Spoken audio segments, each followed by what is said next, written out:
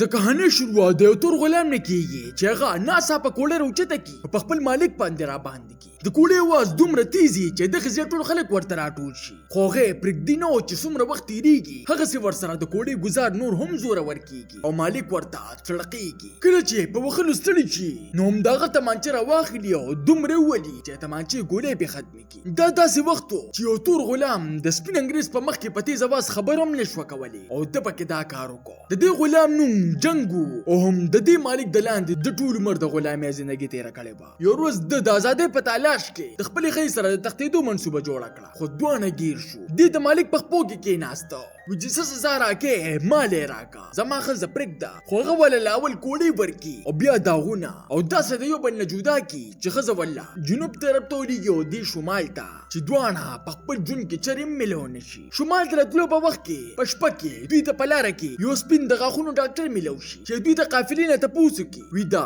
کالو کن د پټي په باره کې چاته معلومات شته او بیا د جنگو نه تپوسو کی وی ته بریټن خاندان پیژنې د دې خاندان د نوم پورې دو سره په جنگو لچولګي ولی چې دا غینو موریدل د پاره د یری د خوب نه کم نو ولی چې دی دا وی د کوړو په داغونو کې راغټ شوی وو دی فورن پیژنې دغه ډاکټر د غلام د خرڅولو والته د جنگو د غستو پیشکش وکي چې هغه ورته انکار وکي دغه په دې سخت غوسه ورشي چې ټوپک روباسي ولا ول دی ولیو بیا ولا اس او په اخر کې په پړ وجود ولا پیسې ورولي ما خو د ظالما سینا غسته او دی د ځان سره پاس را سور کیو کلی ته راولي د کلی ټول خلک د حیران ګوري ورچا وی پاول ځل چرته تور کس پسورلې ویني دا ډاکټر دوم رسول پسند دی چې د ځان سره شرابخانه ته راولي چې شرابخانه مشر دیو صفا کوي لګیای چې د غلام په لیدو سره للګل شي دا د را پسې سره وستي او د لاسه بار ته منډه کی ډاکټر په ټول جون کې په اول ځل شراب وسکي چې دا داسې احساس وشي چې زه هم یو انسان یم دا خبر په ټول علاقې کې خور شي او پولیس راشي چې ډاکټر په خاموشۍ سره ولي او غلام ته وایي وي داسې خلکو هم داسې انجام وي د کور ته د پولیسانو مشر راشي سره د نفرې خو ډاکټرونه ریږي او دوانه لاس اوچت بار ته روزي ولې چې پولیس سره د مړکولو وارنټ موجود خو ډاکټر ورته خپل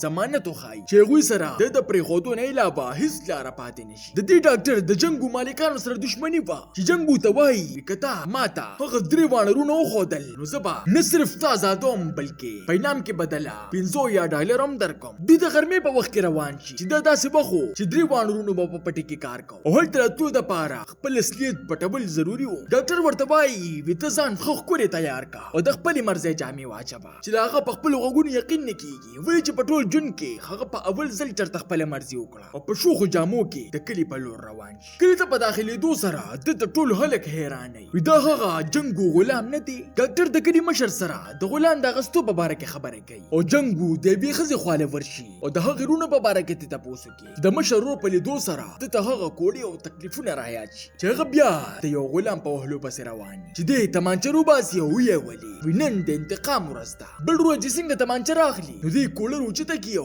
د ټولو د روان دي چې وباسي او په اخر کې ولا پټس کاته تمامه کی بل ټول ته خبر رسیدلی چې داغه درار رسیدونه مخ کې ډاکټر پټس دا سره ورځي بي بسې د ټول کلیوال روزي چې دوی د مخ سره خپل وسلو ورځي او د کلی مشر ته د دوی خلاف ورم ټوخای زه په پولیس کې دا وګوره چې وی د دوی خلاف هیڅ مونږ کړی شي خو دنه پکې د بدلی اور ضرور بل شي د شپې په وخت کې ټول د کلی والا راټول شي او د ډاکټر په ګاډي حمله شروع کی او څنګه چې لند ورشي نو ډاکټر د ګاډي پځه په ونه کې ناشتي چې په ګاډي دزو کی چې کسان والو زیو د چا ناسونه په منډه شي او ډاکټر د کلی مشر د مړکولو موقع جنگو لور کی چې جنگو یې په ولني دزرو غورځي ډاکټر په هشي چې په جنگو کې قدرتي د نشانه بازي هنر موجود دی او ډاکټر د خپل واده مطابق آزاد کی خو سره ورته دا هم وای وکچری ته ما سره ملګرتیا کول غواړي نو دوانه په شریکه مجرمان نیسو او داوی په سر چې کوم انعام وي هغه بغټو جنگو رضا شي او د ډاکټر سره د وینې ژوندۍ آغاز وکي دی دوانه د جنگو د خځې په تلاش شي ډاکټر دلا تربیت ورکول شروع کی او د دزو داس چل ورته خای چې په سکندونو کې کسان راغورځي او د یو لوی چکر نه پس دوی واپس خپل کلی ته راشي او معلومات راټولول شروع کی چې دوی ته د جنگو د خځې په باره کې پته ولګي چې هغه یو غټ زمیندار غشته ده او دا غزمکه په کینډیلند کې دي چې مالک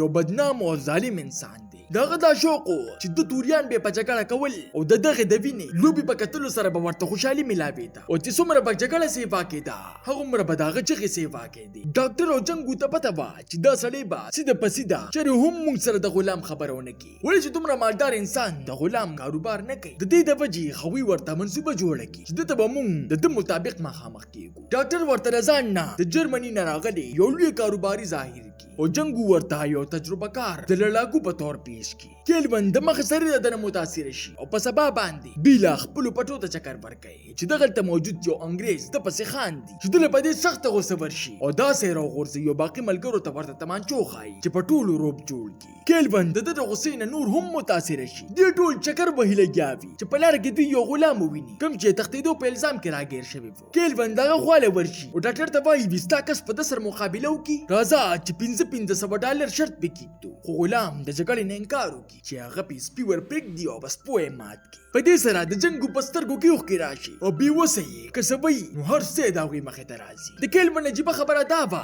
چې د هغه خاص کس یو تور چې بل توری په ترقۍ نه شو سول او د هغه په نظر کې د دپاره د بغض او حسد نه علاوه څه هم نو. ډاکټر د کیلون نه د ځان دپاره یو جرمنۍ ښځه وغواړي چې دغه کس ورته وایي دلته صرف یوه ښځه وه چې هغه بېګا د تښتېدو په جرم کې ګیره شوې ده او اوس هغه په یوې پنجره کې ژوند کوي. هغوی یې د دپاره راخلاصه کړي چې هغه د جنګو ښځه وه. د خپل خاوند په لیدو سره هغه بېهوشه شي. دوی ټول خوراک ته ناست دي چې ښځه د دوی خدمت دپاره ولاړې او خولې د خوشحالۍ نه راټولېږي او ډاکټر بار بار د دې د اغستو خبره کوي چې د کیلون د کس په شک پیدا شي او د خپل شک د پخولو دپاره د هغې زخمي ملا دوی ته ښایي چې دې په لیدو سره د جنګو سترګو کې اوښکې راشي او لاس یې تمانچې له ور روان شي چې هغوی ورپسې خاندي او د ښځې د خرڅولو قیمت ورته وایي پوره 12,000. جنګو ورته 9,000 یاد کړي خو کیلون ورته انکار وکړي او ډاکټر مجبوراً په 12,000 یې قبوله کړي. کیلون خبره د ختمولو والي چې په دې کې د هغه تور کس راشي او کیلون ته وایي وي په اصل کې دا دوکهباز دی او غلام اخیستلې خو سبانه ده دوی په دې ښځې پسې راغلي دي. د دې خبرې په اورېدو سره د کیلون ورته مازغه خراب شي او په دوباره راتلو سره د ځان سره کوپلې راوړي. وي دا کوپلې د یو 50 کلنه غلام ده چې چا زموږ د خاندان 50 کاله خدمت کړی دی او په دې کې موجودې دا درې نښې دوی زموږ نه کمتره ثابتوي کوم چې د غلامانو په کوپلې کې په پیدایشي توګه وي او همدا وجه ده چې موږ خلک یې لکه د ګډو بیزو ساتو او چېرې هم ازادۍ ته نه پرېږدو او د جنګو او ډاکټر طرف ته اشاره وکړي وي دوی دواړو ته د سبق ښودو وخت راغی. په دې کې د هغه کس راننوځي چې د کیلون نور هم مازغه خراب شي. که تاسو باقي لکه وغه نو هر څه خو به ختمېږي خو دا جینۍ به هم وژنم. دوی ورله خپلې ټولې پیسې ورکړي چې هغه سټک د دې د سر په ځای میز لرولي چې هغوی د یره د لاسه سرونه ښکته کړي. د ډاکټر مازغه کار نه کوي چې دا هم په څه مصیبت سر دی. په دې کې خو د سره نه انسانیت شته او نه رحم. کیلون د ده نه ټوله ځمکه په خپل نوم کړي چې تلو په وخت کې ده ته وایي چې لاس مې لو که نو بیا ځه خو د خفګان د وجې هغه روان شي چې د هغه کس د ټوپک په زور باندې دی د هغه خواله رابلي چې کیلون لاس ور وړاندې کړي او ډاکټر د لستوڼي یې تمانچه روباسي او په کیلون د زړه د اثر وویل چې هغه کس ډاکټر په 2 میله والوځي. یو طرف ته د کیلون خاص کر خپل مالک ته جاړي او بل خوا